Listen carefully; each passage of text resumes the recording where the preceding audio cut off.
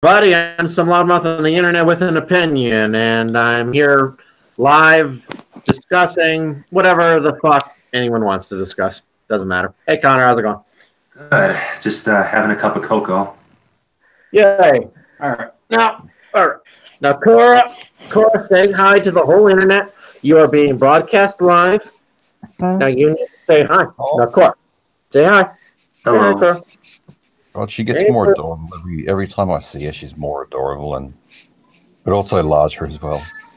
Yeah, she's like 30 pounds now. She's probably about halfway grown now. She's probably about half her what will eventually be her adult size. Oh, she loves her daddy. She just turned 5 months old. She was born in the middle of June. She saw her first snowfall yesterday. Oh, yeah. Cool. Yeah. It was the first snow of the season, and something she's never seen, being due to the fact that she was born in the middle of summer. Yep. Yeah, seriously though, that the whole dog out there, just want to smack him on the back of the head and be like, "You fucking idiot." So we need more puppies in the world. Someone big man llama says that is a dog. Yes, that is a dog.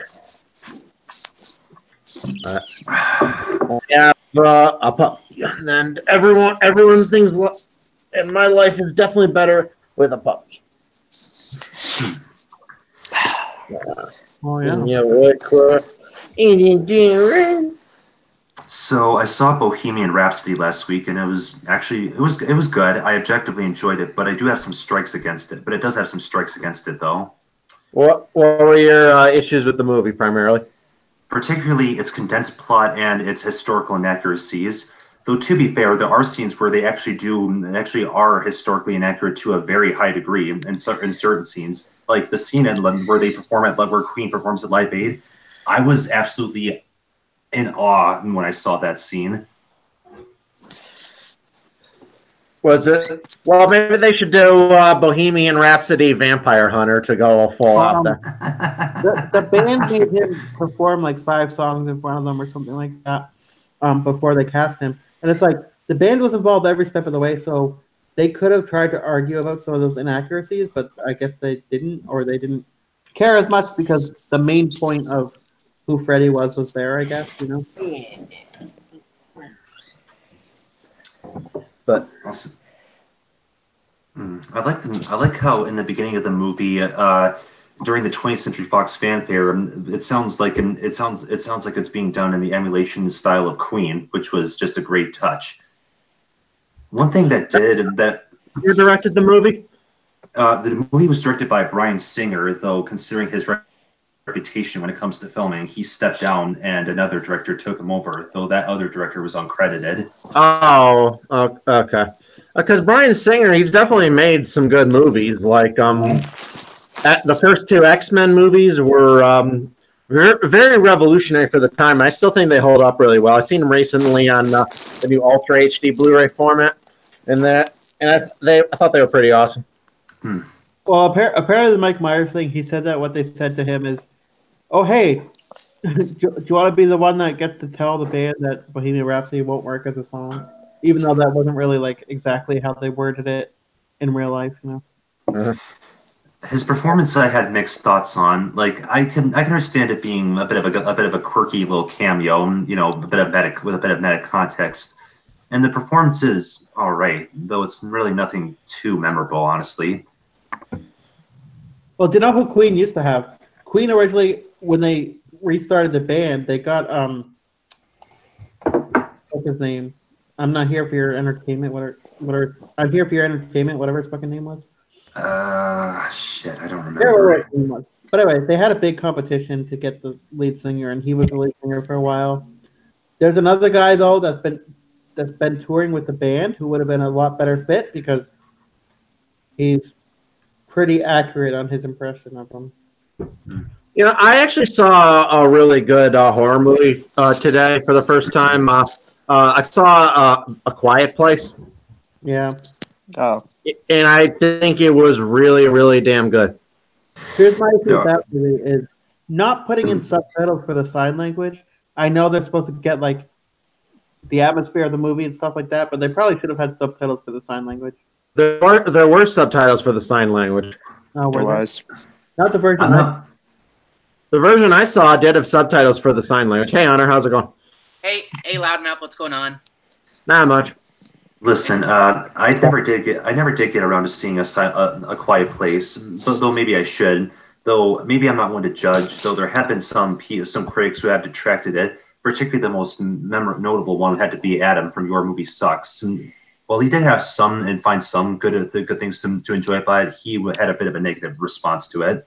Sometimes, I mean, I like Adam for Your Movie Sucks, but sometimes I think he's a little overly critical of things. He's no elitist, I'll give you that. Yeah, but Or have is he? you ever heard of his podcast that he does with the Sardonicast or whatever they call it? You bet your ass I have. Yeah, I love that show. And like Ralph the Movie Maker is one of my favorite dudes as far as movie reviews and stuff goes because he's Yeah, I don't know, don't tell he's that. hilarious the way he does them. You know, the editing. Don't tell that to you two one day. He's notorious for making videos where he shit talks Ralph Seppi. That guy is a total Yeah. jackass. No, but when you think about it, when Ralph started, he was only like what 16 years old. That's incredible. I mean, I find that very admirable for someone at his age. I may not agree. There's got to be like 50 things that I disagree with, but I can still see where he comes from because you can tell he puts a lot of dedication to his work. In fact, I kind of regret saying a few things I said about Ralph Seppi on some of your live streams, Loudmouth. Like, I think I was a little harsh when on his review of Kubo and the Two Strings. It's his opinion. He can say whatever he wants. yeah, but when you listen to him singing "The Writing on the Wall" or whatever, oh my god, that was the best thing ever. Mm-hmm. Yeah. Because I like his reviews and stuff, but I tend to like I found in the past that usually like if the mainstream reviewers give it a bad review, it's usually a Wait, Hunter's gone? Okay. Uh-oh. I don't know. But then again, I watched the Black Klansman movie this week, and that was awful. So It's by Spike Lee. What do you expect? Oh, there are a couple movies Spike Lee has made that are good. Do the Right Thing is one of my favorite movies from the 80s. Yeah. And I definitely want to see that his biopic about Malcolm X because that looks really good actually. yeah, but he ended it with saying like Heather Heyer, rest in power, and all that stuff, and showing like actual clips from Charlottesville, and it doesn't suit the whole movie. You're watching the whole movie, and they're making, you know, the races look like really dumb rednecks and that type of thing, and making them look foolish. And then you get to the end, and they're all serious, and you're like, I thought this was supposed to be a comedy. You're like, I don't know. It was just kind of okay until the ending. I'll keep that. I'll keep your words. I'll keep that in mind. I mean, Adam Driver is his voice is fucking weird. I'm telling you. yeah. You watch Star Wars and you think that they tuned his voice or something, but no, that's his actual voice. So it's weird, but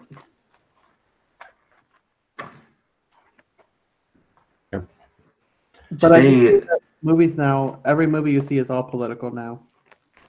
Seems that way. It's true. I mean, well, I don't know. Quiet Place didn't seem political. Infinity War wasn't political. Well, other than the fact that Quiet Place was more about showcasing people with disabilities in movies and stuff like that. You know what I mean? Well, I guess, but it was mostly just a monster movie with kind of a unique twist. Yeah. That's when I think I ought to take your word on it, Jim. I think because you're right, because you are right about Hollywood and how they need to stop listening to SJWs.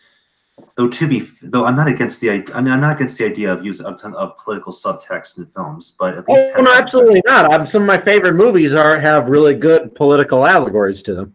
Yeah, but it's just whether it's appropriate for this particular story is the question. I was just talking about the Purge TV show because I saw it was getting good ratings, so I decided to check it out. And then I was like, they tried to make it all feminist and stuff. They threw all this feminist garbage in it, and it just like didn't suit the show. And I was just like, what the hell? Uh, you'd figure that. I mean, well, to be honest, I don't know how The Purge ever even became a franchise. I have only seen the first movie. I have no desire to see any of the others. The first movie was a piece of shit. And it's not that they screwed up something that could have been good. The whole concept was extremely retarded from the beginning. The idea that society would legalize all crime for a day is just a really retarded, pretentious concept. Why isn't it the same concept as legalizing drugs, for example, that people do drugs last? No, it's not the same concept as legalizing drugs. No, the concept is Drugs and legalizing people killing each other on the streets are not the same thing. they're killing each other on the streets anyway, dude. There's an episode of Rick and Morty called "Look Who's Purging Now," and that actually does a pretty good satire on movies like The Purge, as it kind of shows some of the idiosyncrasies and lack of logic that those movies present. Okay, but the TV series is a lot better than the movies. I would say the TV series is amazing. It's better than the movies, though, and it is directed by Michael Bay, so you know. Oh yeah. Oh god. Hey, that one. There's another one he did too, which is with that Navy ship where they have the virus and it's all over humanity and stuff. And that's Michael Bay too, and it wasn't too bad. Michael Bay. I mean, he managed to ruin every '80s cartoon show. I wonder, in some like dystopian nightmare future, we're probably going to get a Michael Bay version of Thundercats. Well, we're already getting like Quentin Tarantino doing a Star Trek film, so that's. Oh yeah, that's right. I love Quentin Tarantino, but I just don't see how that's going to work. Because one thing about Quentin Tarantino movies is that they are completely analog, all right, in the fact that he makes movies in the modern day and he doesn't use any digital effects, or he makes them basically all the technology available in the 60s. It's just something, it's kind of his shtick. How is he going to do a Star Trek movie or like a science fiction movie? Did you see the original series? Right, so is that what his movies are going to be? Is he going to use nothing but special effects from the 60s? It'll be a lot of talking, okay? There'll be a lot of talking and there'll be a lot of ships blowing up. Well, and here's another thing we're going to find out. A Quentin Tarantino Star Trek movie, we're going to finally see someone get phasered in the dick. Does this mean that we're going to have like Samuel L. Jackson in a Star Trek movie? Damn right. Samuel L. Jackson is going to be playing a Klingon in this movie. He is going to be cussing up a storm, okay? And he's going to come in there and phaser someone in the dick. That is going to happen in this movie. Samuel Jackson speaking Klingon, huh? That would be a sight to behold. I do want to see his movie that he came out with, the movie, just to see what he does with the whole Manson thing. But I actually, this was weird. I saw this trailer for She-Ra, and I was kind of like, I actually didn't mind the look of the actual trailer. Now that I saw everything else, like, kind of animated, like when you see the still images, I thought, okay, this is going to look shit. And I kind of think that the drawing of the character is kind of a bit bizarre. But then I sort of saw all the other bits and pieces. Well, and when I saw a preview, I thought, yeah, it looks kind of cool. You'll be happy to know that they're doing a live-action Masters of the Universe movie. So yeah, She-Ra looks freaking awesome, and this is coming from someone who's barely watched the original She-Ra or same with me. I mean, I remember all the original ones. He-Man and She-Ra were invented out of pure laziness. I saw a documentary on how it was invented. They made Conan the Barbarian toys after that movie came out, but then when they found out that the movie was rated R, they couldn't market toys based on it to children, so they just changed the name to He-Man. That's how the whole project came about. Well, he was just pure laziness. The live-action movie might be interesting if they cast the right people. I don't know. I guess. But at the moment, I mean, She-Ra, it's become like just based on people on the internet just get hysterical about whatever it is. It becomes more of a Re-Ra. She-Ra will definitely be played in that Masters of the Universe movie. She-Ra would definitely be a black woman, and guaranteed. And then that's just how it works nowadays. And then it'll be what's his name who plays Thor. It'll be Chris Hemsworth or some shit. You know. Yeah, definitely. With the He-Man, that actually could work, I guess. And but that sounds just as bad as when they got black actors in the Honeymooners like movie. Oh, that was terrible. That movie. Oh my god. I haven't even watched that movie. Looks like garbage. Yeah, I was telling Loudmouth earlier that the Purge TV show. They said there's a group of feminists that were going around. They're going around saving women from abusive men. Okay, so they go around and do that, and they brand the guys with a pig on his forehead. And then they said, like, for every man that's killed, 3 women get killed. It's like, give me a break. No, they don't. Jeez, that's Inglourious Bastards levels of messed up. Yeah. I mean, I can understand in a film like Inglourious Bastards where they scalp Nazis, as Brad Pitt claims it, but for that's just messed up. Yeah, but it's stupid as hell because, as I point out very frequently, the murder rate among men is twice as high on average as the murder rate among women. Yeah. Say, how many episodes of the Goliath Chronicles are there, Jim? 13 episodes, and I have all the scripts written, but I'm just always too busy to produce them. How is it that you're able to find them, considering I don't even know if they've ever been released on DVD or have They have, but I managed to find rips of them online, and I downloaded them like all at once, and I wrote all the scripts all at once during like a day when I had a few days off, before I got my dog, and I wrote up all the scripts. Honestly, I haven't gotten to like the really bad episodes. Those are all like later in the season. Like Runaways was not really bad. It's just kind of boring and okay, but nothing like was really bad about it. just run of the mill, if you will. Run of the mill, yeah. All right. It was entirely serviceable filler episode. So we're like the next like 2 or 3, and then after that, the show gets into like a realm of insanity when they bring back Savarius with the clones. That oh my god, I don't know what they were smoking. The worst is the one where they brought back the Illuminati. Holy fuckballs, was that episode dumb? Have you seen that one? To Serve Mankind. I've only seen certain episodes of the Gargoyles. I do remember watching it on TV and from Toon Disney, though I don't know how many episodes of the Goliath Chronicles I remember seeing.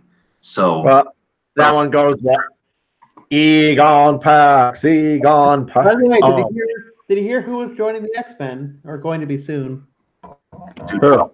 Multiple Man. Do you remember him from X-Men Last Stand? Yes, I remember him from X-Men: The Last Stand. Okay, but he's getting his own movie and he's going to be played by James Franco. No, he won't. None of those projects, because Disney's buying Fox, and as soon as that is in place, all right, all the Fox X-Men projects are all going to be canceled, and we're going to get just a total remake of the X-Men in the Marvel Cinematic Universe. Well, it's already being produced by Fox and Marvel together, so I just don't see that happening, because they're probably going to like want to reboot Wolverine first, or some big character. We're probably going to get a new actor playing Wolverine set in the Marvel Cinematic Universe within the next 5 years. Which means we finally get to see Wolverine versus the Hulk. Yeah, but they should just move on to characters that they haven't covered yet. That's all. I mean, they haven't covered Wolverine in the Marvel Cinematic Universe, and that is actually the debut issue of Wolverine in the comics. Before the X-Men were created, that character was created as an antagonist for the Hulk. Technically, but I still consider X-Men Marvel anyway, because they're technically under Marvel Comics name, so it's technically still a Marvel movie, even though it wasn't produced by their studio. But whatever, if you want. I mean, they got other properties they're working on too, so it's not just going to be that. I mean, but with X-Men and Fantastic Four coming home, what I'm really worried about was I was telling everyone, don't see Venom. If Venom's a hit, it means Spider-Man's going to leave the Marvel Cinematic Universe, and no one listened to me because people were seeing it anyway. Well, they also set it up for having what's his name, the other symbiote in there afterwards too. So, but see, Sony's deal with Marvel to bring Spider-Man to the Marvel Cinematic Universe it expires after the sequel Spider-Man Far From Home, which is out next year. And then either they have to renew the deal or Spider-Man could get pulled out of the Marvel Cinematic Universe. And they'll recast Tom Holland to play Spider-Man and pretend like it's a sequel, but it won't have any connection to the main Marvel Cinematic Universe anymore because it won't be produced by Marvel any longer. And that's what I'm worried about. Sony are absolute morons to do so because Marvel really has revigorated the property. Yeah. But they don't like that they essentially gave up control of Spider-Man for a while. And Spider-Man is probably like the biggest franchise Sony Pictures owns nowadays. Yeah. That honestly says a lot, especially considering, I mean, Bob Chipman, if you know Bob Chipman or movie Bob, you know that he's had some major gripes with Spider-Man Homecoming, but even he hated Venom. Yeah, I haven't watched movie Bob in a while because he kind of just seems like an asshole, even though I remember loving his review of Pixels because I love that he was blunt with all the retards who paid to see that trash. And I enjoyed that, but I still think that guy's kind of an asshole. Yeah, I agree. He's an elitist douchebag. There's a reason he got fired from The Escapist for a time. Yeah. So yeah, but even though I do enjoy some of his content, but I also, as a human being, think he's a douchebag. Yeah, Carnage is who I was thinking of. So they did have. Yeah, but the thing is, Venom is not set in the Marvel Cinematic Universe, and I wanted a Venom movie. I really did. All right, I did not want a Venom movie that was set outside the Marvel Cinematic Universe, and I certainly didn't want a Venom movie that never mentions Spider-Man. Okay, Venom's origin is tied very closely to Spider-Man. Okay, you cannot do a Venom movie where Spider-Man doesn't exist. It just does not work. Yeah, but Woody Harrelson as Carnage. I don't know about that one. Huh? What about Woody Harrelson? That at the end of Venom, they hinted at they were introducing Carnage, and Woody Harrelson was playing him. We lost Lonely Wolf too now. Damn it. Woody Harrelson was playing Cletus Cassidy, and that's like really weird to have like. You know. Yeah, supposedly they're doing a sequel to Venom, which will feature Carnage, and it's possible that they might like bring Spider-Man into it after after they pull Spider-Man out of the Marvel Cinematic Universe. Yeah, maybe. Do you have high hopes for Spider-Man Into the Spider-Verse coming to next month? Not particularly. It might be okay. It might not be. I'm not that looking forward to it. Well, it is Sony Pictures Animation, so that's one. Exactly. Sony Pictures Animation does not have a very good reputation for quality movies. Even I think the only good movies I can think of that came from that company are the Aardman films. Surf's Up was okay, but an unpopular opinion, like Matt Bernay, I hate the Cloudy with a Chance of Meatball movies. Cloudy with a Chance of Meatballs. The first one was all right. The second one was kind of shitty. The Little Strawberry is amazing. All right. But honestly, what was that? Like Animat goes off about it like it's one of the worst animated movies of all time. No, it isn't. No, it isn't. All right, I admit it. Strawberry. All right, he absolutely is over the top when it comes to hating those movies.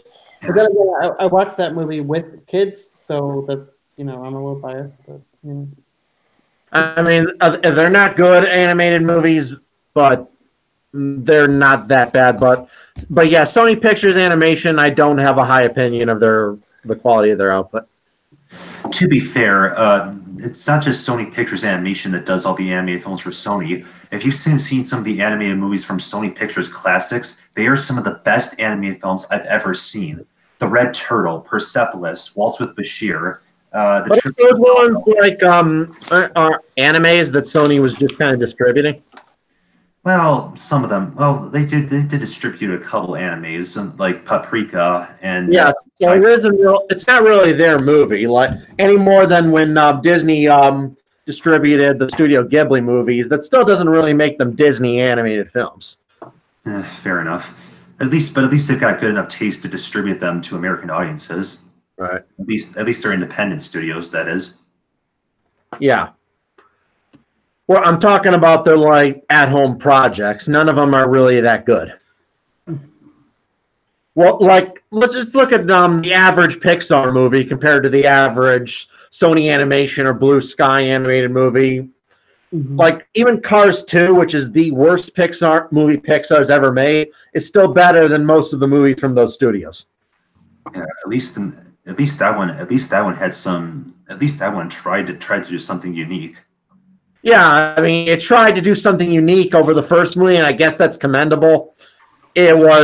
That still doesn't make it a good movie, but it tried to do something. Whereas Pixar's real like passion projects are movies like Inside Out or Coco, you know. Speaking of Cars 2, particularly Larry the Cable Guy, are you aware that he and Santino Morello starred in an awful sequel for Jingle All the Way like 4 years ago? Yeah. Oh, did he? A sequel to Jingle All the Way? Who the fuck wanted a sequel to Jingle All the Way? It was really bad. There was no even. I don't think there was even a doll in it or anything. There wasn't. The best part of that movie was Arnold going, "Oh, poor baby," and stuff like that. You know. Yeah, the first one wasn't any good. The first one really has no value. And what the fuck universe is this movie set in where they have working jetpacks that function fully, and yet nobody uses them in this universe? Like, what the fuck? Excuse me. It gave us "Put the Cookie Down," and that's one of the best memes ever. So. I thought that was from Kindergarten Cop. Nope. That was from Jingle All the Way. Oh, what? Shit. It's honestly a shame though. One of my favorite actors is the late great Phil Hartman, and he was honestly kind of wasted in that movie. Oh, he absolutely was wasted in that movie. And yes, Phil Hartman was a great comedian. It's sad. It is so sad and messed up what happened to him. Speaking of Kindergarten Cop, though, Kindergarten Cop Part 2 with Dolph Lundgren. Don't get me started on that one. Yeah. It's actually been 20 years since Phil Hartman died, and he's still. Since he was fucking murdered, since his wife shot him in the head while he was sleeping. Yeah. Holy shit! That is horrific. Yes. That's one of the more messed up celebrity deaths out there. Yeah. And Well, it looks like what is it? The Arnold Schwarzenegger's movies, pretty much, he really only has like the Terminator movies and Predator, and a couple others that are all right, but most of his film output is kind of shitty. Hey, Brandon, how's it going? Well, They're doing another Terminator movie, by the way, and they're going to. Linda Hamilton is going to leave, though. Linda Hamilton's going to give it to someone younger, but then I think Arnold is supposed to. Didn't they already do that though, where they gave it to someone who was younger and hotter than she was? No, but this is actually having Linda Hamilton in the movie to actually like die or you're gonna stop misbehaving, Court. That's it. But yeah, both Arnold and Linda Hamilton are in it and stuff like that, so it might be decent. I don't know. I highly doubt it. You saw my review of Jenna shit, right? Yeah, Genesis is totally different thing. Like Genesis didn't have Arnold. It didn't. It did. It did sorta, but it wasn't like. Most of the stuff was recycled footage. No. Arnold came back. He had a major role in that movie. It's just they also did a scene where they like used old footage of him when he was young. And shit! Did everyone just leave all at once? Fuck! They probably got booted because Google. Is Google like fucking up, or are people leaving? I don't know what's going on here. Oh, can you hear? Well, I should ask, how well am I coming through to you? Like, how well is my reception to you? Oh, I hear you just fine, but I've heard of people like and I've had trouble logging in on other people's streams I've been invited to. I couldn't get in because it kept giving me an error message. I don't know what the fuck going on with Google. Because they left all at once, I think it's a Google problem, not a them problem. Yeah, most likely it was a Google Google virus because I don't think they would have left at once. It would have been different times. Except for Lonely Wolf. The only reason why Lonely Wolf leaves is so he doesn't fall asleep. Say, Dark Conservatarian handed me $2. Good. Gave the Samurai. Hi, gave the Samurai. Brand says he'll be back in the stream shortly. Say, Brandon Network says, hi, Cora the puppy. Yes, everyone loves Cora the puppy. Properly, they would have to do Secret Wars. That would be pretty awesome. I'm reading my chat. I've been ignoring it. Yeah, Cora made Riley Dennis a lesbian. Just saying. Oh, who we back? Oh, okay. That's kind of cool.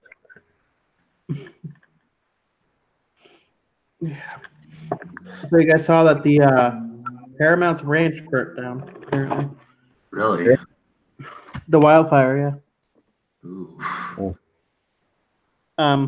It's the place where they were filming Westworld and stuff like that. Shit. That's not good. The OK Corral gone. You know. So. That's sad. I know. That's Well, that's what's really lucky though is that 4 or 5 other studios, including like Fox and stuff like that, their studios are all like their ranches that they have built for Western movies. They're all in the same area. Guys, I gotta go take my puppy out. I'll be right back. Just kind of chat amongst yourselves. Mm-hmm. So yeah, all those ranches that they built for movies and stuff, they're all in the same area for some reason. Excuse I me. don't know. I gotta bring this up. Gotta charge it. And Trump blamed everybody except for the actual problem, so that's fun. Forest fires happen because we're giving you guys too much money and you spend it badly. That's actually what he said.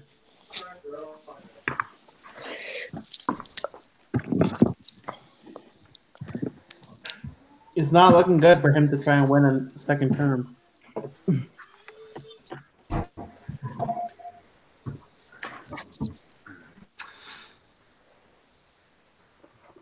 And I'm sorry, Chad, if you're talking to us, I can't read it at the moment. I don't have it open.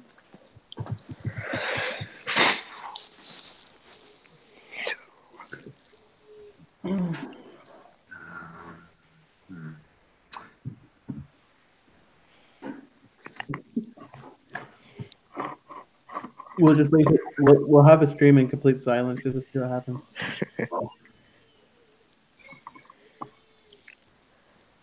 Because everybody loves dead air.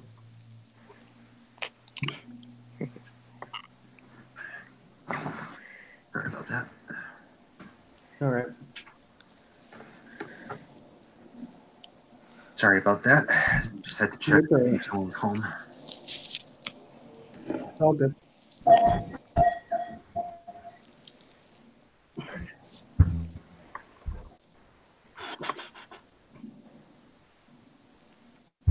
In 1978, there was a movie that came out directed by Michael Cimino called The Deer Hunter.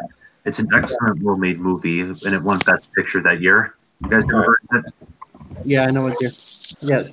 Well, most people know who what Deer Hunter was. Basically, The Deer Hunter is a very unique war movie, and part of it is based around the Vietnam War, but it's mainly focused around three working class steel workers from Pennsylvania and how they are drafted into the war, how it affects them, how one of them is taken away, how they try to recoup with their things. It deals with concepts of guilt, mental health, personality, camaraderie. It's actually there's actually a lot of deep subtext in this movie, I feel. Well, plus you've got like Robert De Niro and Christopher Walken together, so you know. Mm-hmm.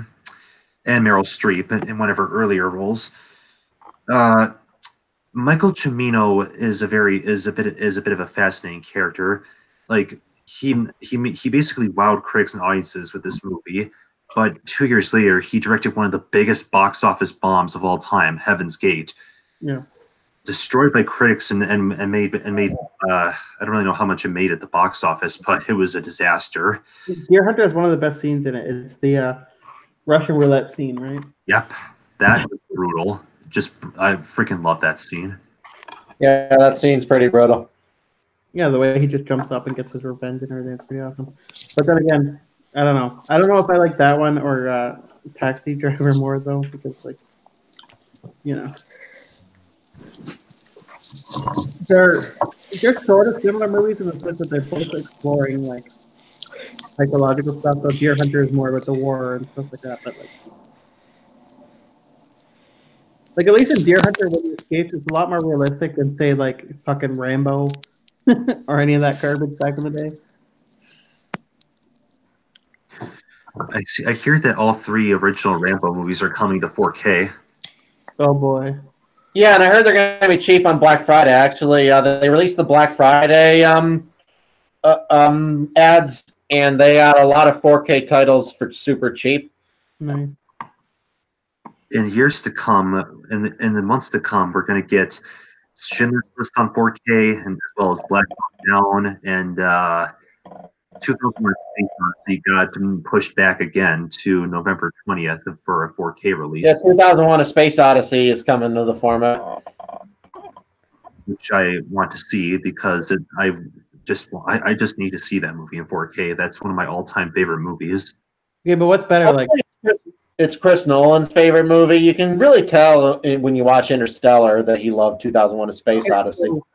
It's not only Christopher Nolan's favorite movie, it's Hideo Kojima's favorite movie, the guy who created Metal Gear.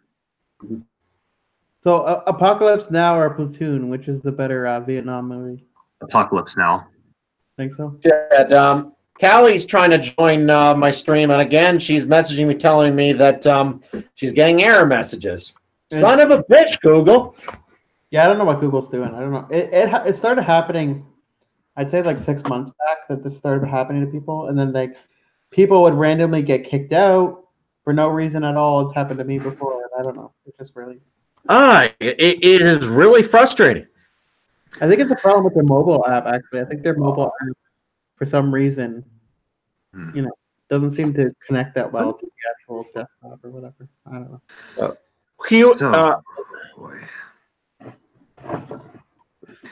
So the movie Elf is turning 15. Wow. I always thought that movie was overrated. Hey, I got a bigger channel in the chat. Huey Tudor. Let's him. I'm gonna see if I can get him on. Hey. Yeah. Totally get him on. He's awesome. Awesome. Yeah, I will do so. Huey, what is your Twitter handle? You on?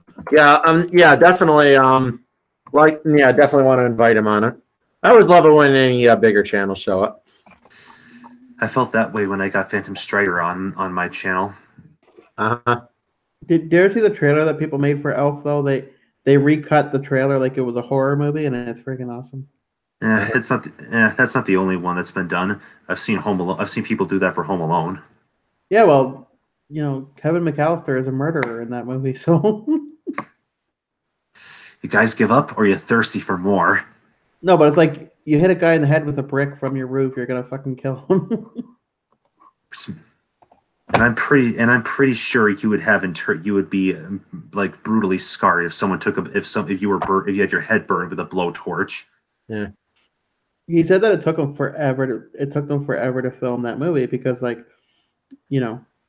Macaulay's in like every scene and he's only allowed to work a certain number of hours per day, and it's like so it took them like 3 months for that, just to film it. Because the child labor laws and all that stuff. And now, like, Macaulay Culkin for a while was looking pretty bad, but he's looking a lot better now than he used to. Uh-oh. There's a scene in Home Alone 3 where a guy gets his penis bitten by a rat. Ouch. Yeah.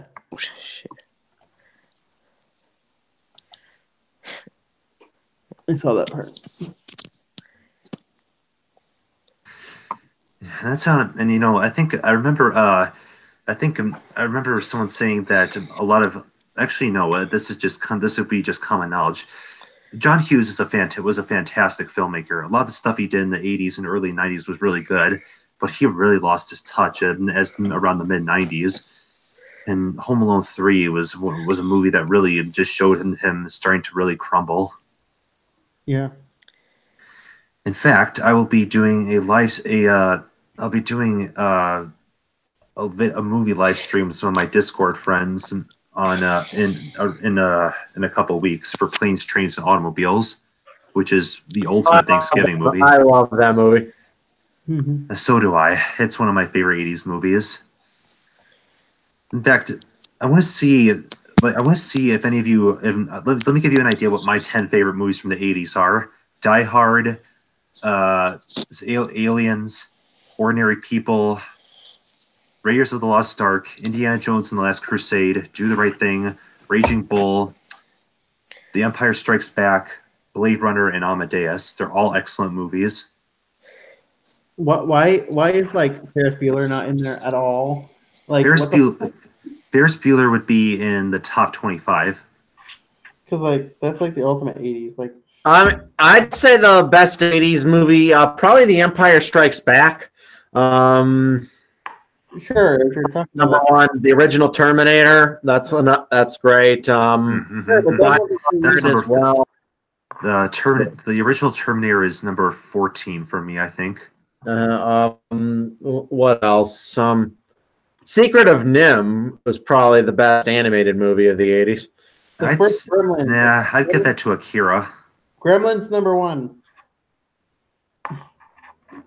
I'd say the best. Actually, no. I'd say the best. My favorite anime movie of the 80s is not Akira. It's Kiki's Delivery Service, and then Akira, and then after that it's Castle in the Sky. Then after that it's Akira, and then after that it's My Neighbor Totoro and Grave of the Fireflies because they were released together. You know, you're right. Grave of the Fireflies probably is better than Secret of Nim. I'll advise that. Secret of Nim, best American animated movie of the 80s. I know we're not. Sure. I know we're not allowed to like it because of blackface and whatnot, but Short Circuit. I have yet to see that. Well, it has a white guy. Circuit is an okay movie. Yeah, so it has a white guy pretending to be Indian. Yeah. I think they call that red face. Mm-hmm.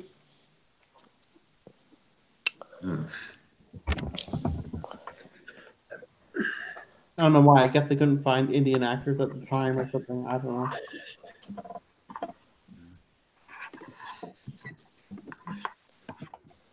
Say, E.T. was fun, but when you watch E.T. now, it doesn't really hold up that well.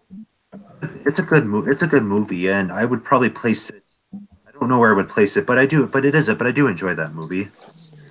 Yeah. But yeah, probably you're right. The best animated movie period of the 80s is definitely Grave of the Fireflies. Paul Simon. Because Grave of the Fireflies made everybody cry. It got me too. Hey, Huey has joined the chat. How are you doing, man? Hello? Hello. Made everybody cry. Hey, Huey has joined the chat. How are you doing, man? Hi. You gotta either mute Hey, you gotta mute the chat stream because it's repeating. How are you doing, man? Hi. You gotta either mute. Hello? Hey. Hey, how you doing, Logan? Hi. It's Huey.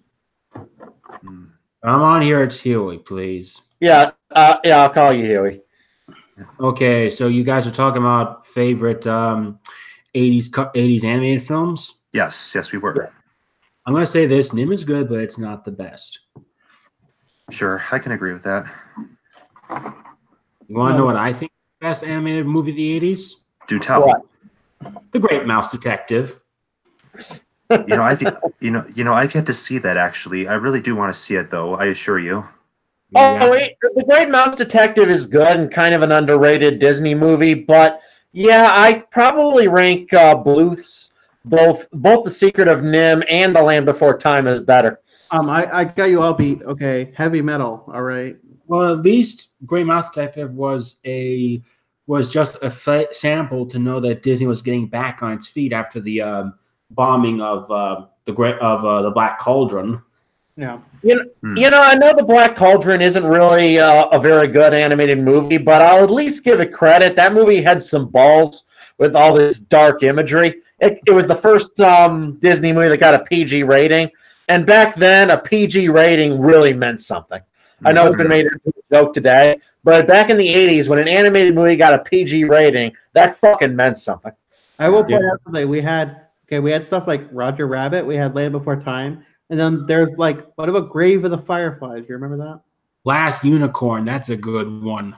Last Unicorn is good, but it's definitely lacking in the animation department. You can none of that. It was produced by Rankin Bass, so there's that. And Right. Its budget was a lot smaller. Hey! Don't blame the animation studio. They would later go on to animate Nausicaa, the Valley of the Wind, before becoming Studio Ghibli.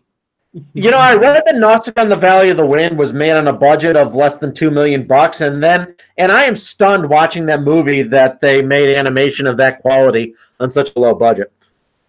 Sorry, I'm just very defensive over my favorite films. Nausicaa is absolutely a gem. I absolutely love Nausicaa. Yes. I never watched it. What about the Adventures of Mark Twain from 1985? That one is incredible, but from the late Will Vinton. I think it is one of the highlights of Will Vinton's career, in my opinion. May he rest in peace, Will Vinton. Absolutely. Yeah. And if it weren't for him, we wouldn't have Laika, because his studio basically contributed to Laika. Laika has really produced some really great films of the past decade. It's really sad that none of them have been like big financial hits, even though they've all been really good flicks. I mean, Box Cutters was kind of their weakest movie. Even that was okay. Box Trolls, not Box Trolls. Fuck. Kubo is their best. Kubo is Kubo is definitely the best. Kubo was a masterpiece. Mm-hmm. Yeah, it was. Coraline was also really close. Coraline was great. Coraline. Okay, my favorite movies from Laika would be in order, best to worst. Let's see, Kubo, Coraline, Paranorman, and Box Trolls. Yeah, Box Trolls is definitely their worst. Has anybody ever seen Anomalisa? Have you ever seen that movie?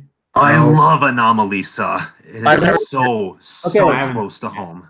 It has the first claymation sex in it, okay? And you see the guy's butt, and they carved out his butt perfectly in clay. And they did all that stuff, but they made it like it's an adult movie. Please don't. Please don't. You're making me sick. You're making me sick. It is freaking amazing. It is not like it's not a dirty movie. It just has a sex scene in it. But it hits really close to home. You would not believe how close that movie hits to home for me. It's just brilliant. That's all I can say about it. And considering it was made by the same guy who wrote Eternal Sunshine of the Spotless Mind, it being John Malkovich, that says a lot. And he got this, and he was able to make this movie through kickstarting campaigns. And they actually produced like 3 times the budget that was needed. Yeah, but it didn't make any money. It lost $3 million. Sad. That is so sad. It is always sad when a movie is really damn good, but it ends up losing money. Koba was that way. Like, how does something as brilliant and heartfelt as Koba and the Two Strings barely make its budget back, whereas something as mediocre and run-of-the-mill as Secret Life of Pets ends up being a big moneymaker? It is really tragic. You know why? Because I hate to say this, but audience nowadays are getting dumber and dumber. It really seems that way. Just another wall closer to Idiocracy. Yeah, it is. Yeah, I mean, look who's in the White. For example, like Coco was also like a phenomenal animated movie, but the more run-of-the-mill sequels always make more money. Yeah. Hey, Coco won Best Picture at the Oscars. That's something. Yeah, Coco was really incredible. It really. It got my heart. Like, the ending really made me think of my grandma before she passed. The scene where he plays that and makes his grandma remember her past. Well, sorry, his great grandmother. That scene really hit me. That movie made me want to take a look at my own ancestry, because there's only so much that I know about my long lost relatives. I got a question about that movie. Why didn't feminists come out and complain about that and say it's cultural appropriation? Speaking of feminism, I am sick and tired of hearing all the shallow complaints about the upcoming reboot of She-Ra. Oh, it doesn't look like the original cartoon. Oh, they're making Adora so awkward. She's a soldier. Shouldn't she be more trained than that? Oh, the art style is awful. Oh, this character's fat now. I don't like it. This is going to suck. The art style they're using is one that they are using now because it is quicker. It's not because they want to put more love into it. It's not because they want something unique looking. It's because it is faster. That is the only reason why they're using this. That Vadim Newquist did a really good response to people who were complaining about She-Ra, and he kind of really shut them down. Like the Quartering did a video about it, and I like the Quartering. I think he's an okay guy, but his video on that subject was embarrassing. Well, look, I'm sure you could get used to it looking like that, and that's fine. Hey, but, like, I'm looking forward to the new She-Ra cartoon. We'll see what So they am I. I don't know. I've just never really been into She-Ra. I remember the show, but it was never like a favorite of mine growing up. Yeah. She honestly played second fiddle to He-Man, but Right, and even He-Man was always just kind of, it was okay. Yeah, the whole And She-Ra was below that, so I don't know. Can we try and give this new show a chance? That's all I'm saying. And these people are already judging the show without giving it a chance. I mean, it hasn't come out yet, and they're already Judging the show. It might be great. It might be crap. I don't know. I think it's going to be great, honestly. Yeah, it could be. Probably like my favorite animated TV shows of all time. Probably my top one's a tie between Gargoyles and Avatar: The Last Airbender. my favorites include BoJack Horseman, Samurai Jack, Cowboy Bebop, Hilda, Adventure Time, and Steven Universe, and Avatar: The Last Airbender. Yeah, you gotta have Avatar: The Last Airbender there. That's one of the best ever. For me, Transformers Animated, Beast Wars, Spectacular Spider-Man, DuckTales 2017, I mean. You really think the reboot of DuckTales is superior to the original? Yes. I don't know. I've only seen a couple episodes. I thought it was all right, but I don't know. I probably have a nostalgic attachment to the original, so I don't know. It was there when I was really little. It came out like 2 months after I was born. Mm.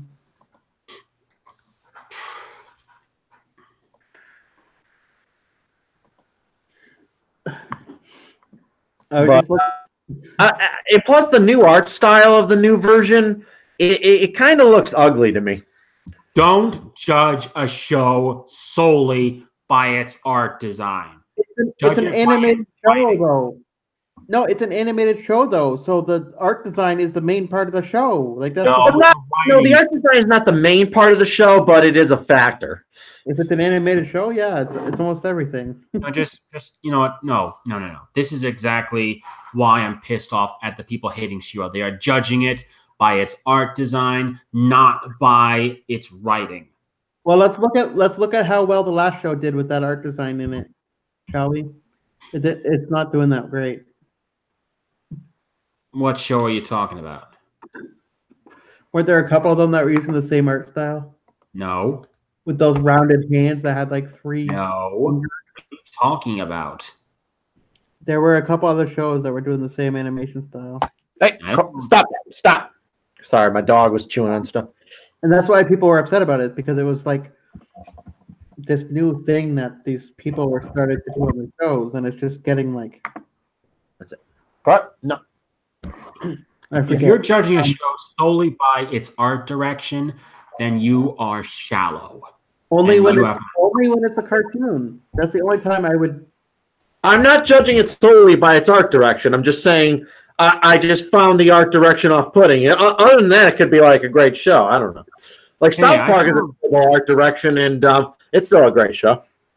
Hey, I judged Transformers Animated's art direction when I first saw the teaser poster for it. But then when I saw an actual trailer and the theme music coming, I was like, oh my God, I have to see this show. Well, there's like other shows I've been skeptical of, and it turned out to be really like it. Young Justice was a big one. I thought when they were making a Junior Justice League show, I thought, it's probably not going to be that good. It's probably going to be kiddie. It's one of my all-time favorite animated shows now. That's because Greg Weisman was on board, the guy who did Gargoyles. Yes, I know. Anything that guy touches is fantastic. The guy's a genius. Let's look at another example. Spectacular Spider-Man. Look at the art style of that show, and yet we judge it for its writing. Here's my question on the She-Ra one, though. Why is it that every male character they have to make them look extremely feminine? Like, Who cares? Because that's how they looked in the original show. I mean, did you look at both in the original show? You only No, the original show wasn't really like. There's definitely a difference in the style. I'm okay with it.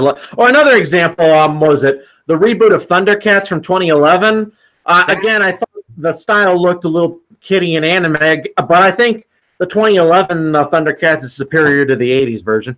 Okay, I will say this because the original show was anime in Japan, and they just wanted to do a tribute to the company the original animation was from. With this, the original show was animated by Filmation. And have you seen the animation from? And do you know Filmation's track record when it comes to animation? Not very good. Oh boy. Exactly. I'm giving the show a chance. I like the new anime-ish art style. I like the animation itself. You know what? I'm actually looking forward to it. I don't care what others think because they're pitting and they're like, oh, She-Ra doesn't look pretty enough. Where are her boobs? Where are her lips? Fuck you, buddy. Well, the thing about it is she's supposed to be, I think, 12 years old at the beginning of the show, so she really wouldn't have a fully developed female body by then, you know? Here's the thing that you're forgetting. This is a reboot. You Exactly. are allowed to do things different in a reboot. Okay. Just as long as they make sense. I'm not attacking you guys. I'm just attacking all those stupid haters is all. You're getting too worked up about it, though. I'm sorry. It's just that I am really looking forward to this show. I just want to tell people, they're like, oh, dude, this is going to look. I just want to say, just let me enjoy this show. You can enjoy whatever show you like, man, you know, but other people aren't going to like it, you know? I'm sorry. As an animation critic, I want to give stuff like this a chance. I will give it a chance. To be honest, though, there's just so much shit that Netflix pumps out. I don't really know if I'll ever have time to watch it because they pump out so much shit. You can't have time to watch it all. They have gems, too, you know. They do. Like I was commenting earlier, I saw most of the new Castlevania show. It's really fucking good. Exceptional. How about a series of I'm unfortunate? really surprised at how good it was. How about a series of unfortunate events that kicks the 2003 movie out of the water? I have not seen that, but I've heard positive things about it. Yes, very positive things. Also, look for the documentary "The Toys That Made Us." It's an awesome show, and I'm really looking forward to season 3. Another thing on Netflix that I'm really looking forward to, December 7th, I think they announced the release. Mowgli! Yes, yes. Andy Serkis is Mowgli! Yeah, it really annoys me that people were in the comments section on the YouTube video were like confusing it with the Disney version. They seem unaware of just how radically different Disney's version was of the Jungle Book to Kipling's books. Well, speaking of which, I think 2016 Disney remake is better than the animated one because at least it feels a little more like Kipling. A little, you know. I did like the 2016 movie, but one thing I will give the original animated version from the 60s better. And I know Baloo in that movie was nothing like Kipling's Baloo, but I really didn't care. Phil Harris made that character really likable, charismatic, and it's clear they kept bringing Phil Harris back over and over again. That character was a huge hit with audiences. I don't really think Bill Murray's Baloo really, he clearly was more going for replicating Harris than replicating Kipling.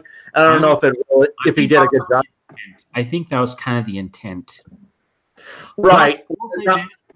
Andy Serkis is playing Baloo in the new version, and if you read the books, Baloo in the books is nothing like Harris's or Murray's character. I know. I did, dude. I did a whole comparison between the original anime movie and the book when I did the April Fool's thing with my friend. I gotta check that video out. Yeah, I had to do a lot of research in order to get everything right. But I understand when you're explaining it, I already know all this stuff. Oh yeah. I will admit, I think I do love what they did with King Louie in the 2016 version, how they found a loophole. Yes, there are no orangutans in India, but there was Gigantopithecus, which was a sort of relative to the orangutan. A Gigantopithecus, though, has been extinct for 250,000 years. I mean, having an orangutan in the wrong region is a far less absurd than having a creature that's been extinct for hundreds of thousands of years. So that doesn't really a problem with cryptozoology because I don't. I thought it was a cool twist on it. And obviously, King Louis in any form is not going to be in the new version because that's not one of Kipling's characters. I liked that they actually made King Louis a villain rather than just a fun-loving obstacle in the original one. Yeah, I liked Christopher Walken voiced him. Yeah, and the animation on him was really fantastic. That's the one thing I will say. The animation of Mowgli does not look quite as good as the Disney version. Looks like they probably had a lower budget. Yeah, but they are doing everything with motion capture. Yeah.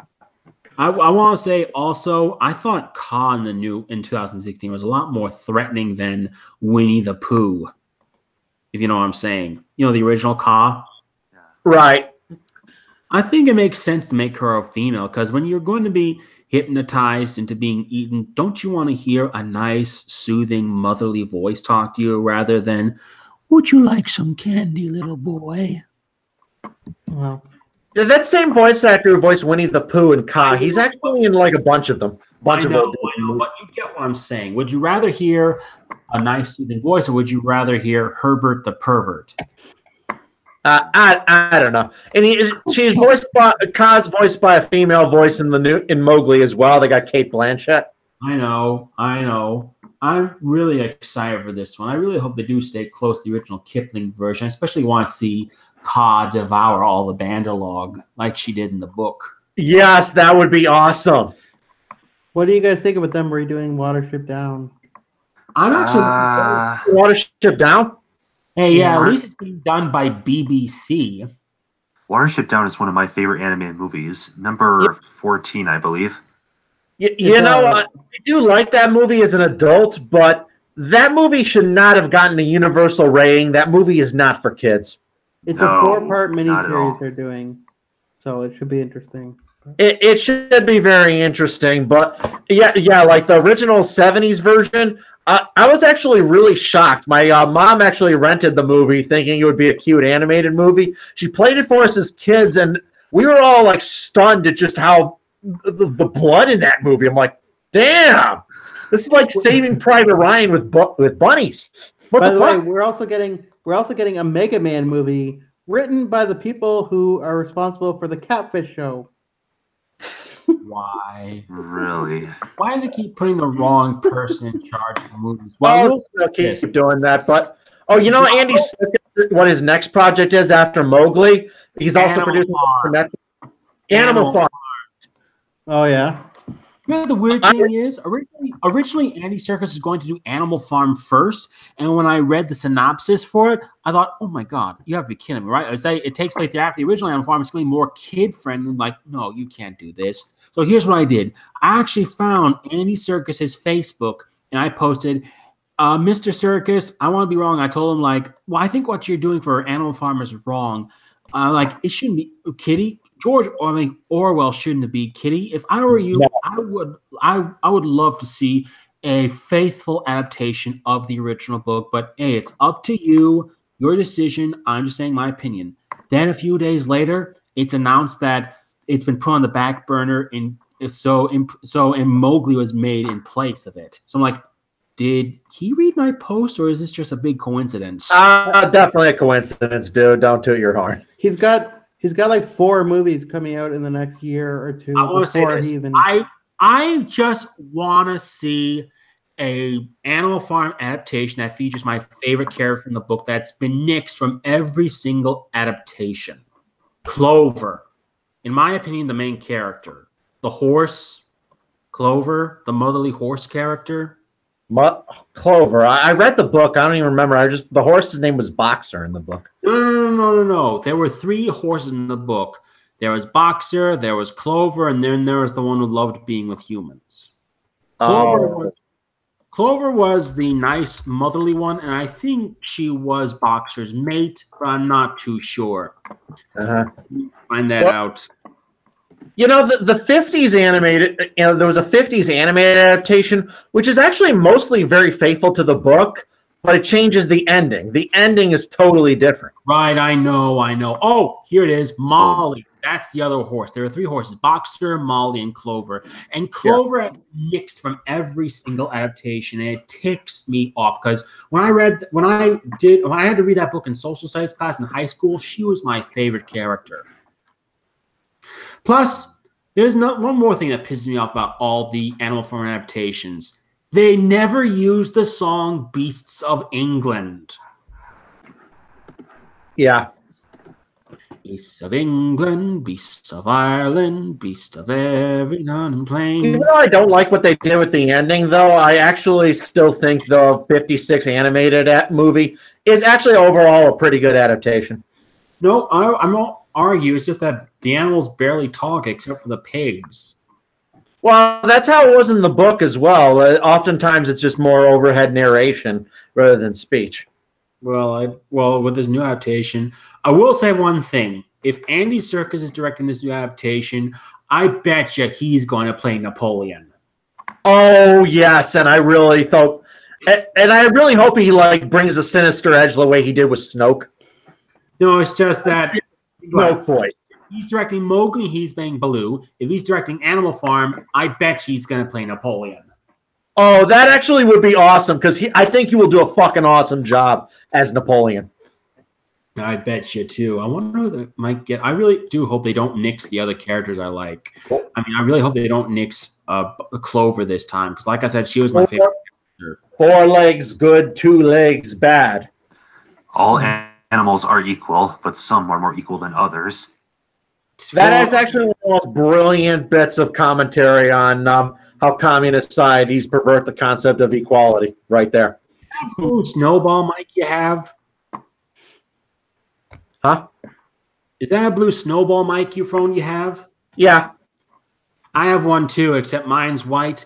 And I'm thinking of maybe upgrading it to the Blue Yeti microphone once I get enough money. Yeah. It's one my ex-girlfriend gave to me. It used to be hers, now it's mine. She also bought me a pop filter for it. Yeah, my channel's more of a hobby. I barely make enough money off it to pay the gas bill. Yeah, I make my money through Patreon and DeviantArt commissions. I'm actually a patron. I'm actually a patron for you, Huey. I was the one who wanted you to review the Red Turtle. Oh yeah, you're a patron of both of ours. Awesome. I will review. I just need to get everything settled because this is going to sound weird. This is going to sound sucky, but I want to make more reviews. It's just that the memory card slot in my computer is busted, and I just haven't found the time to get it repaired. But I will get it repaired soon. I promise.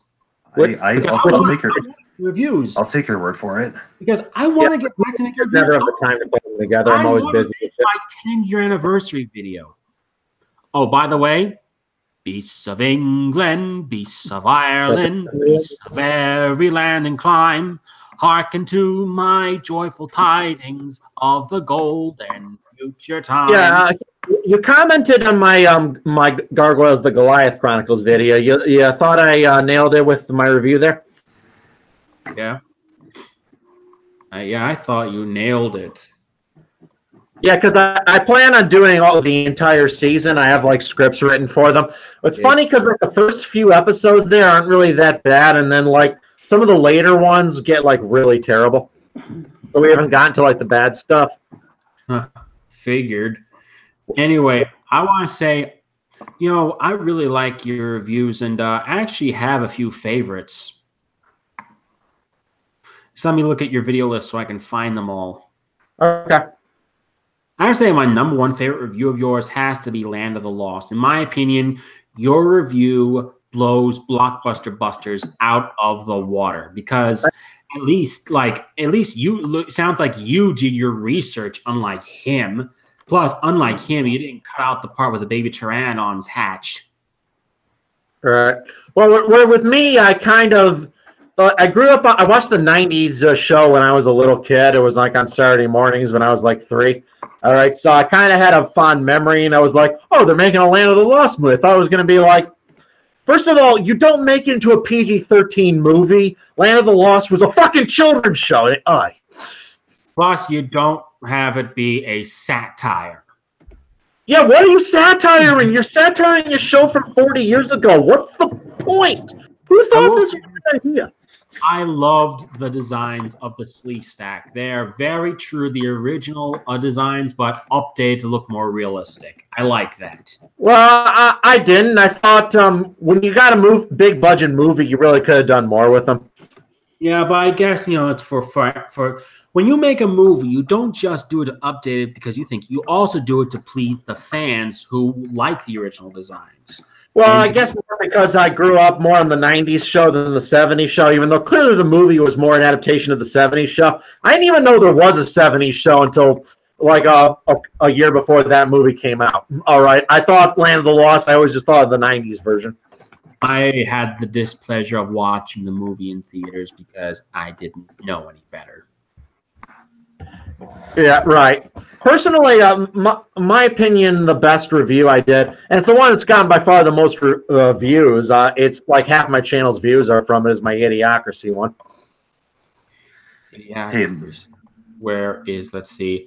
I'm going to go back to your... Okay. Yeah, it's gotten actually quite a bit of praise in the comments section, and it went kind of semi-viral and doubled the size of my channel. Okay, let's take a look. Probably like half the subs come from that video. Okay, I liked your, like I said, I liked your Land of the Lost review. I liked your Walk Your Dinosaurs review. I liked, your video on the Ghostbusters, how they talk about shame marketing. Oh my God.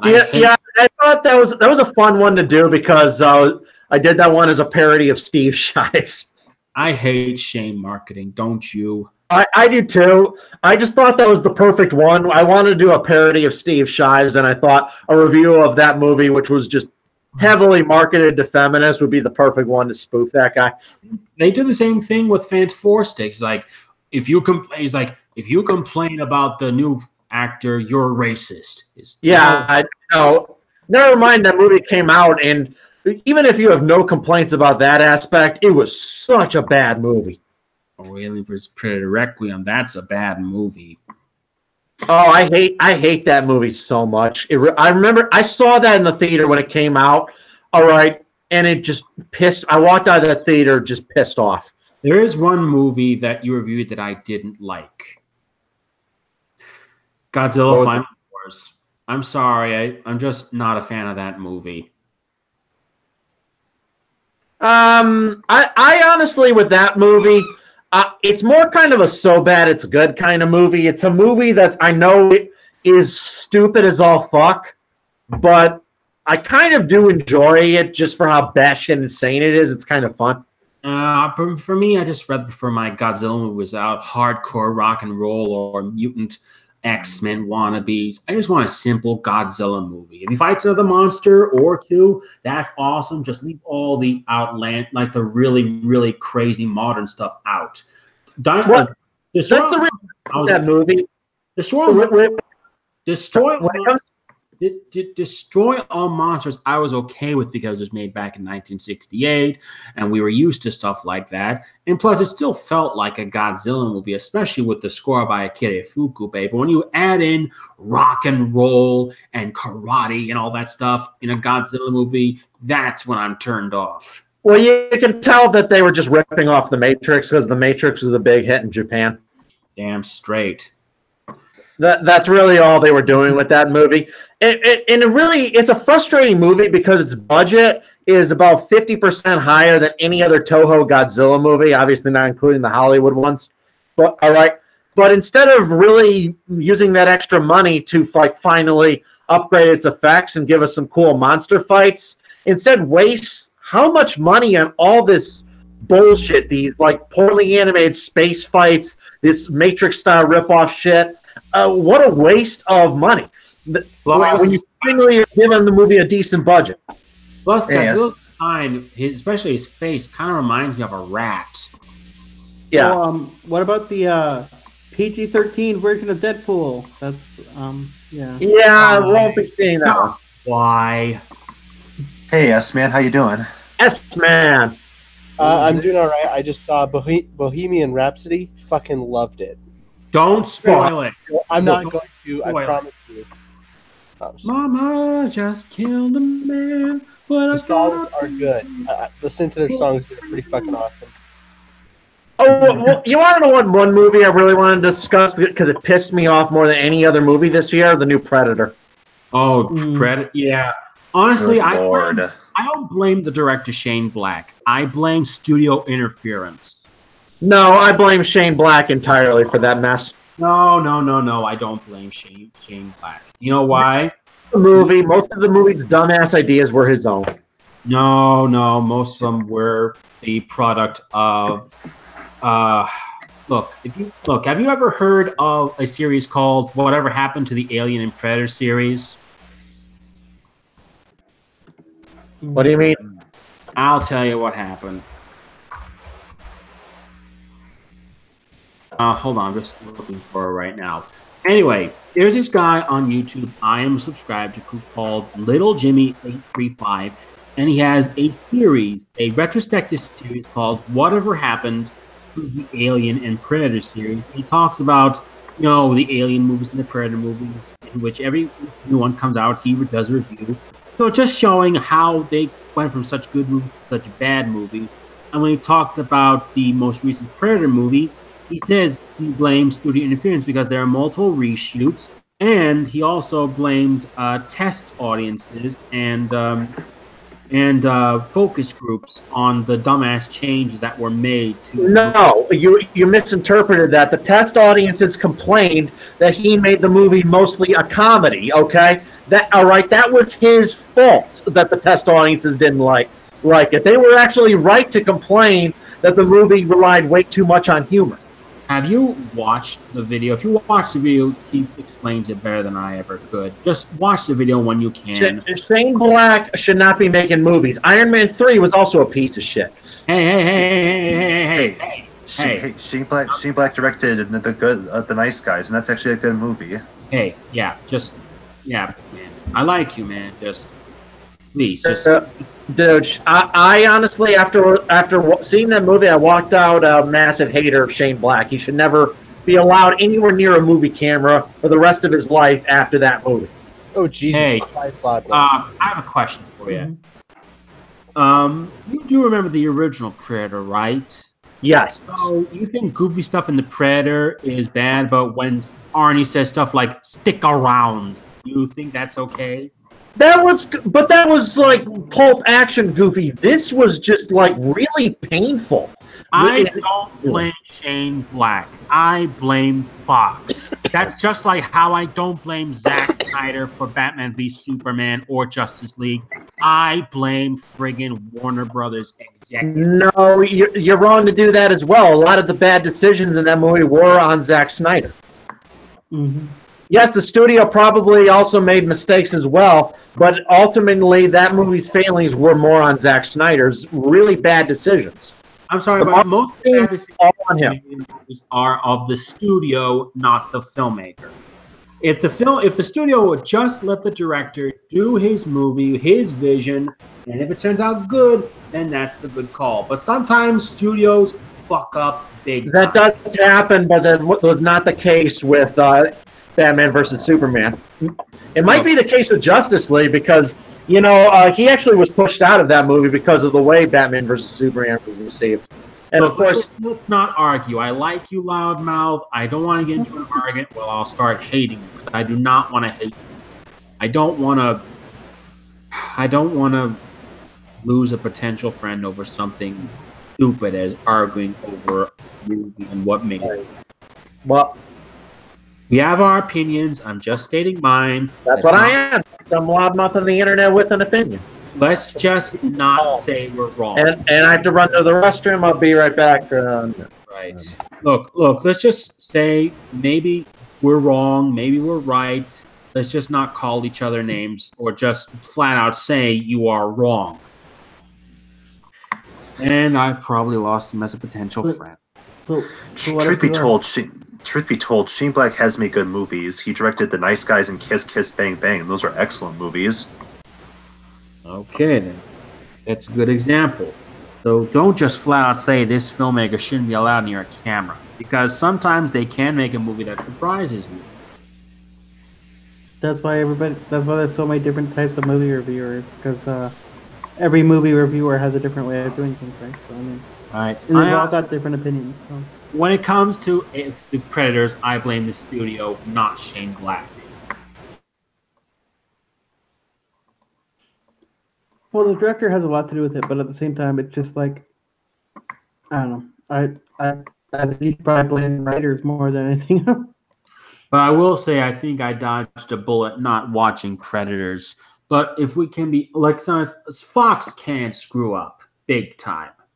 No, I think Predators was good. Yeah, that's what I'm saying. I heard was The Predator. I didn't hear good things about it, but Predators I own on Blu-ray, and it is a pretty good movie. Yeah.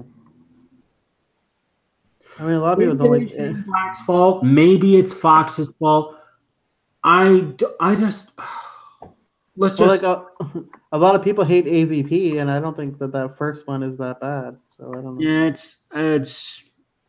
I guess comparing to the other Alien or Predator movies, it's not that great. Plus, it does throw continuity out of the window. But I think we can all agree that Requiem sucks major balls. Yeah, but if you watch that first one just as like a lighthearted popcorn movie and you don't think much of it, then it's still entertaining. I mean, it's not a masterpiece. It's definitely not a good Alien movie. It definitely isn't. But there are some parts of it that I liked. I liked that they gave personality to the Predators and stuff like that.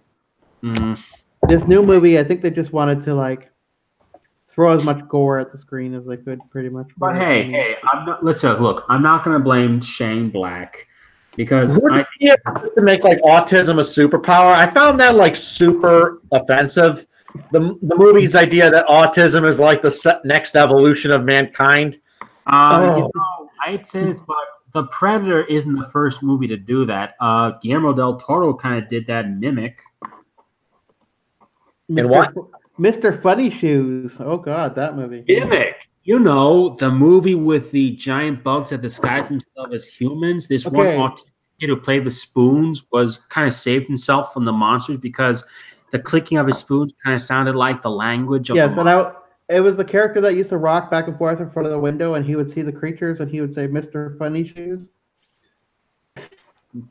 That's what he called them. I hate that cliche because autism is not a superpower; it's a disability. I have pervasive developmental disorder, which is a type of high functioning autism. Me too. I'm an Aspie. I have Asperger's. Asperger's. But if you watch Mimic, so am I. He doesn't really exploit the disability in that movie with Mimic. It's more like that he's able to notice these creatures before his parents do because like he's paying attention all the time. He's just staring out the window all day. So hey, look, loudmouth. I'm just saying is Shane, in my opinion, is a good director. He made 2 movies that aren't as good. But that doesn't make him a horrible filmmaker. That's like saying Steven Spielberg is a horrible filmmaker just because he made 1941. Maybe, but I don't think like sci-fi genre movies are his thing. If he wants to make like kind of buddy cop comedies or what have you, maybe he can make some good movies there. But with Iron Man 3, I thought he screwed up, and The Predator, I thought he screwed up even worse. And loudmouth. Do you know who else never did sci-fi movies before? Jon Favreau. Okay. And but he ended up doing a good job. He directed the first Iron Man. Yeah, but he ended up actually doing a good job. Shane Black didn't. Look. That's your opinion. In my opinion, Iron Man 3 wasn't terrible, but it's not my favorite Iron Man movie. Mainly because of the Mandarin. I agree. It's not my favorite movie. Mandarin, I thought, was like one of the most biggest middle fingers at the audience of all time. But hey, at least they fixed it with that short "Hail to the King." That was clearly just a retcon to like try to appease people who were pissed off at what Iron Man 3 did to Mandarin. Speaking of which, what do you think the real MCU Mandarin is like? Who knows? They probably won't even get back to it. That was probably just threw in there and then everyone forgot about it. Okay. Well, let's just say that the MCU has had its ups and downs, but mainly ups. And I'm going to say this. Much more ups than downs. It's actually going really well. I'm going to say this. I actually friggin' love The Incredible Hulk. I like that movie. Yeah, I just love all the fight scenes and all the cheesy words like "any last words." Smash! Best part was Hulk in the movie was voiced by friggin' Lou Ferrigno, the guy who played Hulk in the 70s. And you want to know something else? Lou Ferrigno actually voiced the Hulk in the 1990s cartoon series. I think I heard that before. Yeah, and he has a live action cameo in the movie as well. And a security guard, just like he did in Ang Lee's Hulk. And I loved it when Ed Norton went up and says, "You're the man." He's like, "Damn straight he is." I was like, "Yeah, damn straight he's the man."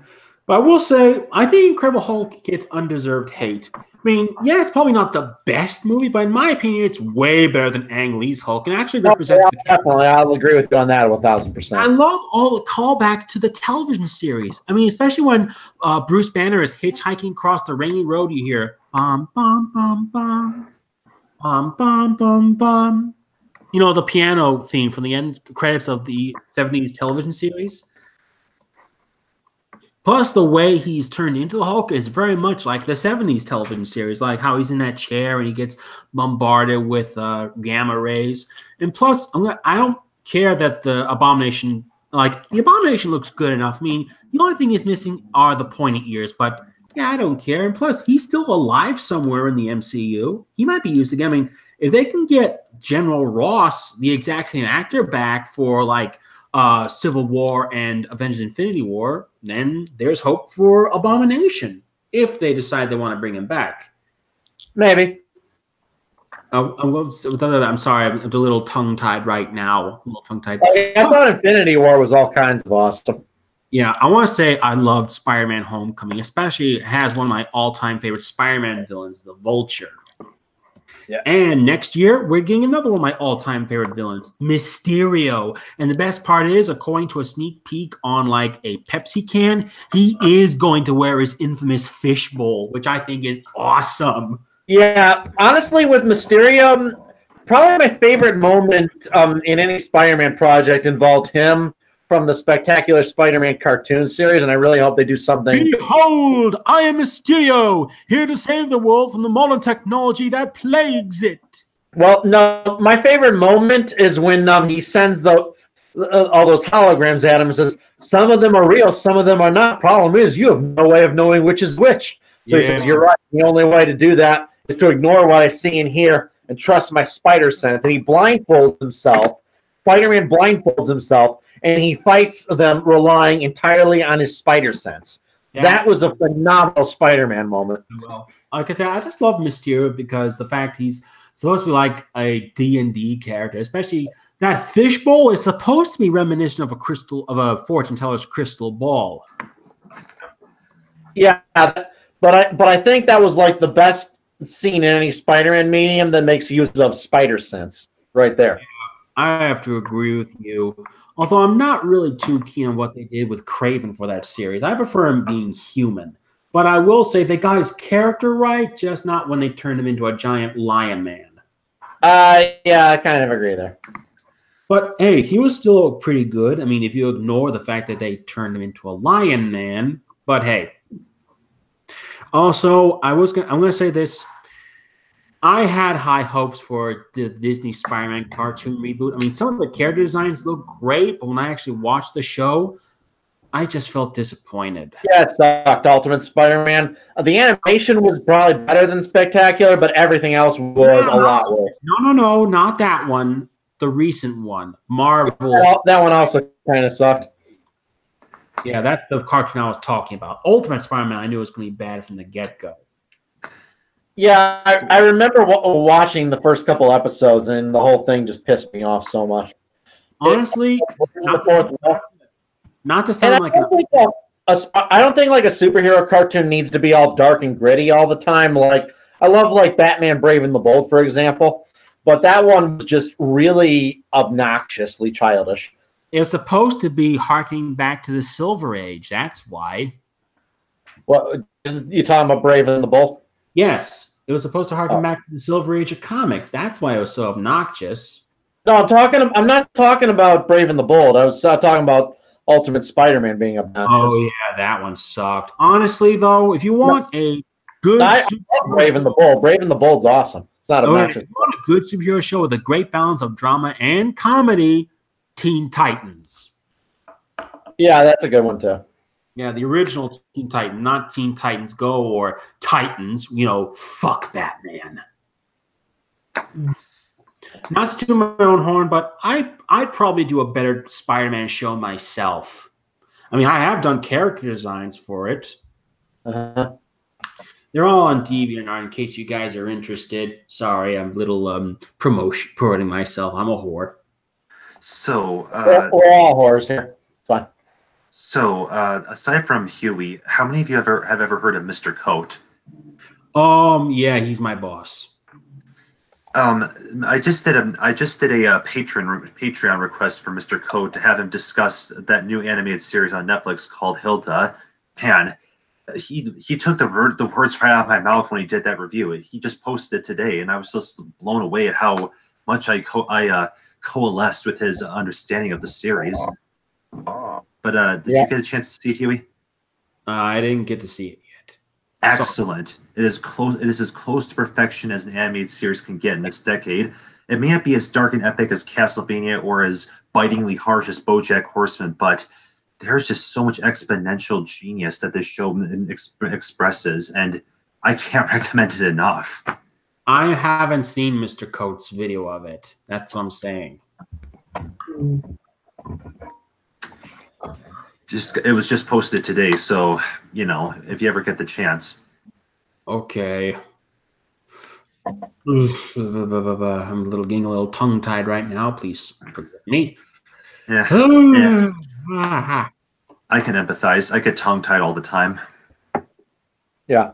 Does anyone like the title I picked for this stream? You think it fits? Sure. What? Yeah. What? What was that? I didn't hear you. The title I picked for this stream. What's the title? For those about to stream, we salute you. For those we who are about to die, salute you. Yes. Speaking of which, you know that that song for the circuit, bum bum bum bum bum bum bum da. I just found out a few days ago. It's called Parade of the Gladiators. Ah. I'm like, you can't be serious. Yeah. Yeah. Weird. Well, it explains. And I've always wondered why they used opera music for the can. I believe they used it. Wait, did they use it from the opera Carmen? I think that's what it's called.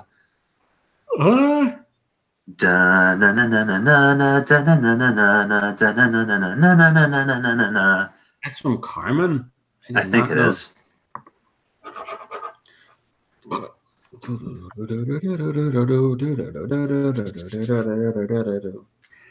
And we're going way off topic. I'm starting to run out of things to talk about. Yeah. How about I remember now. Who here is familiar with H.G. Wells' War of the Worlds? Who isn't? Oh, that's a classic. I have never heard of that before. I do not know what that movie is. What are you talking about? Oh, the Yeah, book. you do. Yeah, you have, Chair. Anyway, we're getting a new adaptation by the BBC this year. It's Oh. going to be a faithful adaptation, and it's going to take place in the original timeline the book was published. That actually is something that Spielberg should have done, setting it in the late 1800s. I think he did it more as an update of the 1953 adaptation. You know, the George Powell War of the Worlds movie? Yeah. I think it's more a remake of that, but with some more elements of H.G. Wells thrown in. One of my favorite scenes is where the aliens come in, and if you look at their hands, they have 3 fingers with suction cups, just like the aliens from the original movie. And I love the scene where one of them spins the wheel of a bicycle, and it's like curious about it. And I finally found out why. This alien race is so advanced, they never invented the wheel. They were just too advanced. They skipped the wheel inventing process, and the idea of a wheel perplexes them. Interesting. Yeah. I like that. I like the story. And like I said, they did throw a few more elements of H.G. Wells in, just such as the tripods and the fact that when the aliens are spraying blood, they're growing the red weed, just like in the book. Which in the book it explained why Mars was red, because it was covered in red weeds. Whereas in the movie, since we know Mars is a barren red dust planet, you know what I'm saying, right? Yeah, but it should just be a fantasy movie set with an 18th century perception of Mars. Which is what we're getting, except it's going to take place in the early 1900s in Edwardian England as opposed to Victorian England. But hey, as long as I see horse and buggies being chased by giant steampunk tripods, I'll be happy.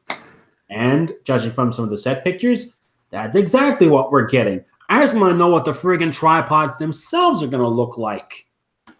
I hope they look similar to the ones in the 2005 movie. Those were actually really well done. That movie actually has really good atmosphere and really good cinematography and sound design, though it also did have a couple flaws.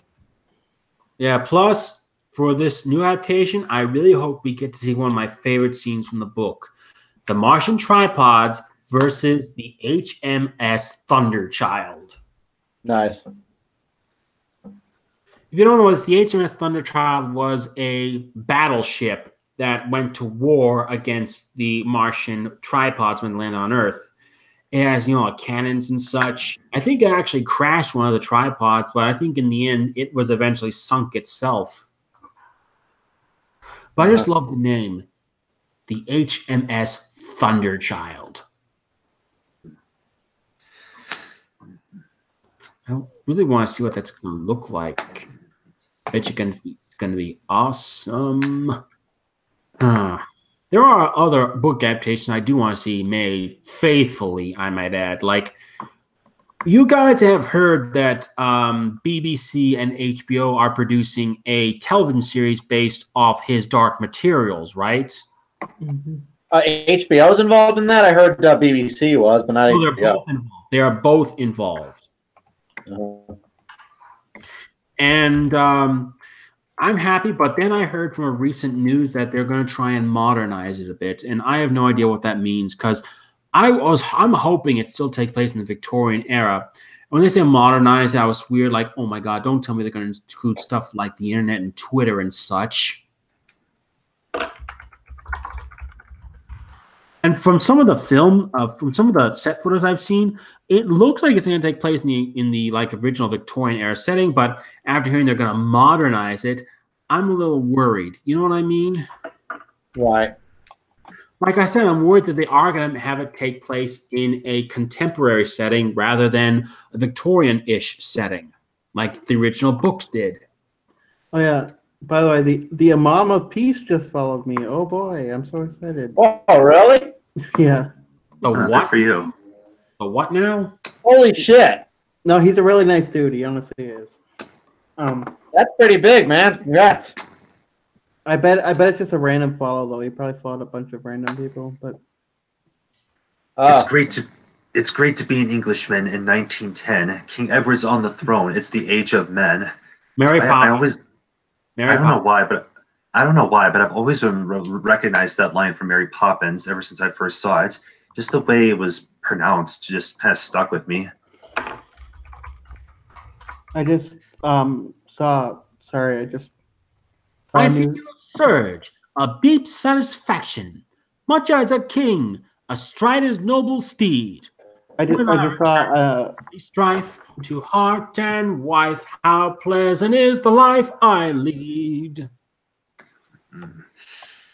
Yeah. But yeah, I just saw a news story that I was looking for news stories to report on, and I just found one that has me so fucking livid at the moment. So sorry. Oh God, what is it? They pushed the kid with cerebral palsy down into the freezing cold ice water and used him as a human bridge. What? What? I'm gonna puke. I'm gonna fucking puke. In my country. In my country, not in yours. In Nova Scotia, over here in Canada. So. Fuck! Oh God! Because Nova Scotia in this world, man. And Nova Scotia right now is in the middle of like a lot of snow, so it's icy cold water. Like, and the dad was in court and read a note from his son that said how sorry he was and all this stuff, and it's like, I don't know. I just maybe we should do a thing where he gets as punishment he gets to be used as a human bridge the same way they did to this kid. Yeah, I'd say so. That'd be fitting. Allow every person in the fucking courtroom to walk over him like he did to this kid. Oh God! Oh God! Oh God! Oh God! Oh. Yeah. I literally almost threw up after hearing that. I'm not kidding. Yeah. Turning. Not even the worst crime I've heard, but that's still pretty fucking sick. I'm someone who's been bullied all my life, so I'm familiar with what that's like, that type of thing. So. I heard.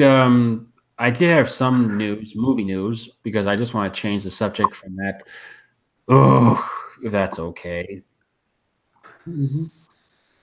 I hear that Guillermo del Toro is going to direct an animated Pinocchio adaptation for Netflix. That is true. They're working on it. He says it's going to take place in fascist Italy, you know, when Mussolini was in charge.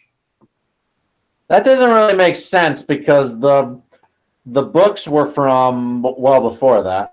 I know, but hey, it's like, dude, a book can take place at any time, but a movie adaptation can have it take place any time. I mean, like I said, look at the George Pal War of the Worlds. That was filmed and released in 1953, and it took place in 1953. Yeah, it still was, true to the spirit of the book.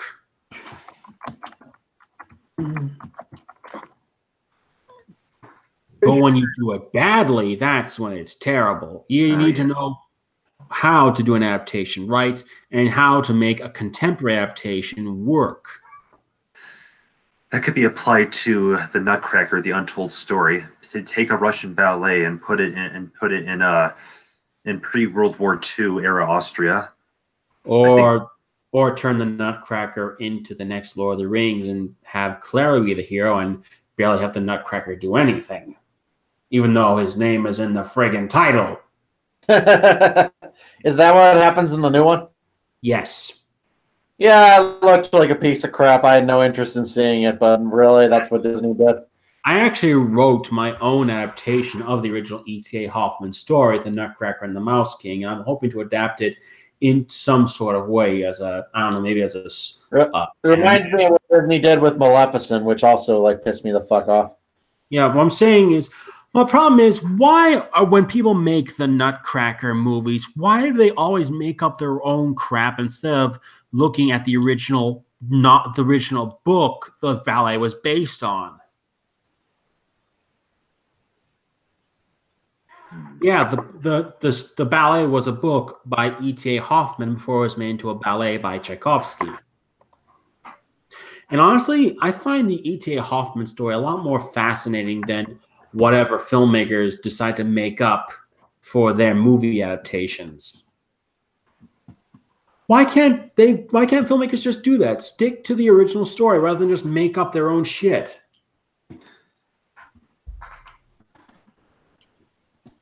Who knows? Because they think they can do a better job than the original story. Then why are you adapting it at all? Is my question. Make up your own story. That's like with the Percy Jackson movies. They're just basing the films on name and titles alone, and just like, look, if you want to make your own movie, make your own movie. Don't take a book and do your own shit with it and say it's an adaptation. Yeah, what they did with the Percy Jackson movies really pisses me off because all the changes that they made, none of them make any sense. They all made the story worse. What it did to Hades in particular, and I love Dominic Smith's reaction. That was one of the best jokes he ever made, the calm intellectual filter, because that change really is infuriating. The way Hades is described in the book was absolutely perfect and would have been awesome in a movie. And then the movie just decided to change it to some really bullshit comedy nonsense for no fucking reason. And plus, they basically made Hades the devil. Yes, that as well. When Yeah, Hades in Greek mythology, if anything, is a lot less of an asshole than Zeus or Poseidon. You want to know something funny? He's also said to be the most handsome out of the three brothers. That is pretty funny. Yep. He's more handsome than Zeus or Poseidon. But yeah, like you see throughout various Greek myths how Hades can actually be reasoned with and bargained, all right, in a way that very often other Greek gods cannot be. Like Zeus, is nothing but an arrogant prick throughout all of Greek mythology. Doesn't like being challenged. Yeah, and Poseidon's a friggin' rapist. That's how he got friggin' Medusa. Yeah, so is Zeus, though. And why the fuck does he turn into a swan to seduce Helena of Troy's mother? Why a fucking swan? That's so perverted. Hey, he turned into a shower of gold when he impregnated Perseus's mom. Yeah. And what's with all the Yeah, well, what is with the ancient Greeks and having bestiality in all their myths? Like, well, was it Poseidon forced King Midas's wife after King Midas pissed him off to like be seduced? Not Midas, Minos. Minos, not Midas with the golden touch. Minos. No, are you sure it wasn't King Midas? I'm positive it's King Minos. King Midas is someone else. Minos to all right, his wife to flirt with the bull, and the fucking bull impregnates her, and that's actually what gives birth to the Minotaur. That's the origin of the Minotaur. Yeah. I feel, honestly, if there's anyone to feel bad for, I feel bad for the Minotaur himself. I mean, here's why. To me, the Minotaur is more a victim than any of the people that were thrown into the labyrinth. I mean, he was prodded and coaxed to be this vicious beast, like how you would train a pit bull for dog fights. Right. If anything, he's a victim in all this. Greek mythology is full of that, where people will be horrifically punished for things that are the god's fault, not their own. Like Hercules is a good example. He has to do the 12 labors because Hera drove him to madness in the middle of the night to kill his family, but he has to pay penance for it. It wasn't his fucking fault. It was Hera's. Yeah, no kidding. That's the thing about and I'm probably winding down the stream because I'm getting kind of tired. That's the thing about gods. They always seem to do this. They always seem to cause discord. Yeah, I'm starting to get teary-eyed from exhaustion. Yeah. So I'm just gonna end this thing. Thanks to everyone who joined me. Hey, I'm glad I could finally talk to you, man. It was nice talking to you for once. Absolutely. No, it's been cool. Yeah, I'm sorry if I was a dick earlier. I'm just very defensive over the things I like, and you are free to your own opinion, and I'm sorry. That's fine. All right. Well, good night, everybody. Everyone have a great night. Good night, everyone with an opinion. Night, everybody.